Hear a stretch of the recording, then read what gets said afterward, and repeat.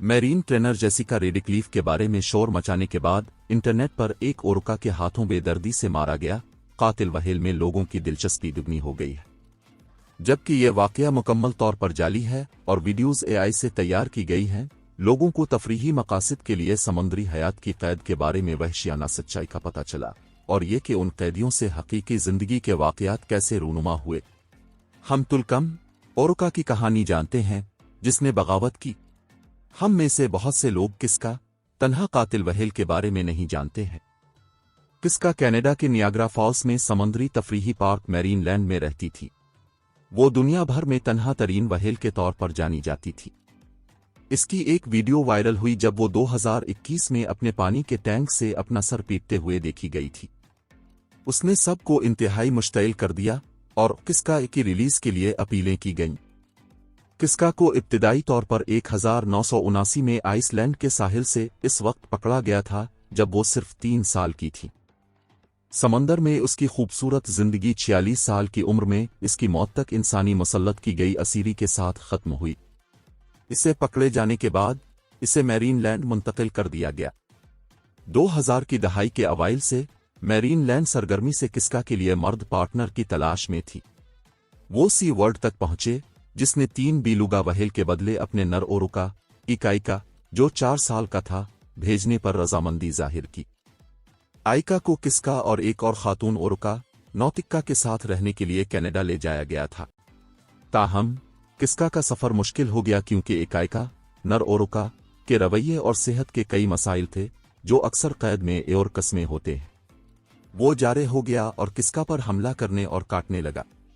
जल्द ही इसकी हालत और रवैया मजीद बिगड़ गया और सी वर्ल्ड ने 2009 में इसकी बेहतर देखभाल के लिए इसकी वापसी की दरख्वास्त की।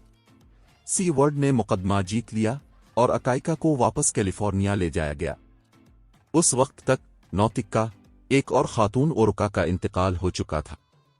उसने किस्का को कनाडा के मैरीन लैंड में अकेला छोड़ दिया। इसे जल्द ही दुनिया की तन्हा तरीन व्हेल का नाम दिया गया। किस्का ओरुका ने 5 बिछड़ों को जन्म दिया जो कम उम्री में मर गए।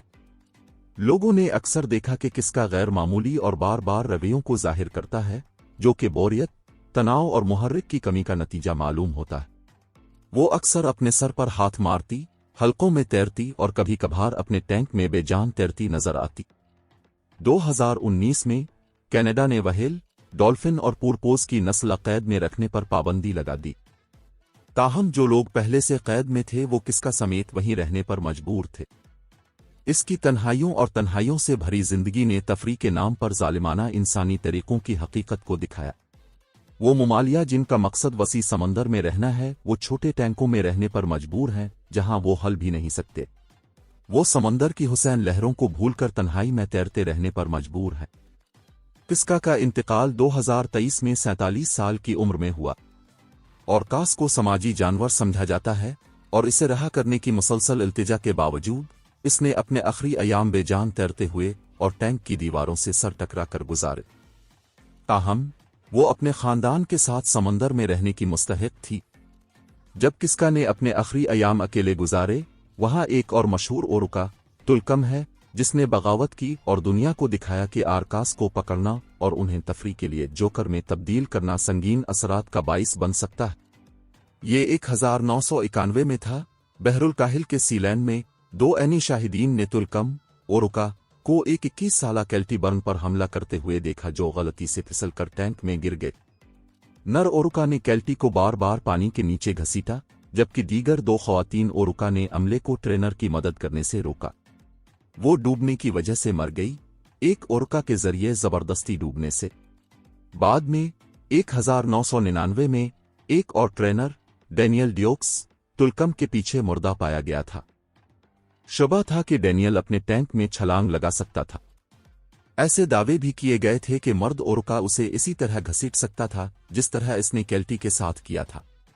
वीडियो कैमरों और नाइट ट्रेनर्स के बावजूद जिनकी वाहिद जिम्मेदारी जानवरों की निगरानी करना थी, कोई भी ये नहीं समझ सका कि डैनियल की मौत कैसे हुई।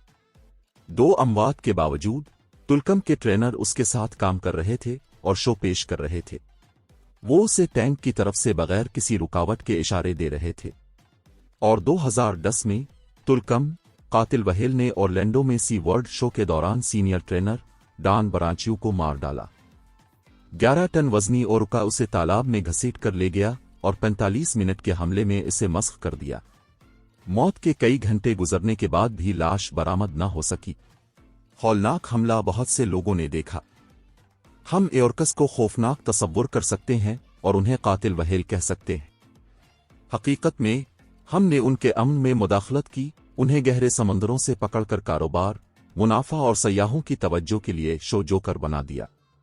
میرین ٹرینرز نام کی کوئی چیز نہیں ہے، وہ محض دل والے لوگ ہیں، سمندری زندگی کو پنجرے میں قید کرنے کی کوشش کر رہے ہیں۔